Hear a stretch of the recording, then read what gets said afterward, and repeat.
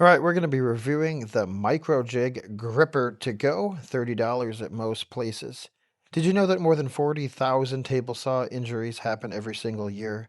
You can never be too safe. So this is to get your hands off of the blade, protect you. We're going to be comparing it to other table saw push sticks that are often used. So the first one, as you look at this is the gripper. First one is the rigid table saw push stick that comes with the rigid table saw. I've been using this plywood one for years to cut pen blanks. I'm going to be cutting smaller stuff is mostly what I do. So as we look at this gripper, it's got a nice ergonomic handle. Your hand is definitely far from the blade, and those grippers grip. Please unplug your table saw before adjusting it. You really need to adjust this to make sure you don't screw up the push stick. Now with a traditional push stick, man, look at that. You are going to get unstableness, and if that twists as it's going along the fence, it's going to kick back and really hurt you.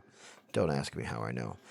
Either one of those, they work fairly well, especially if I've got the leverage from the side, but they're not as stable. So I want to know, does this grip stabilized burls that I make and cut? And man, it is gripping good. Another example here of watch it not flush against the table saw. Even with that, you can get a little bit of wobbliness, which is very dangerous. Even with the plywood push stick, and it's slippery. Man, this thing grips. And let me say, those burls are dusty. They've been on the shelf for a while.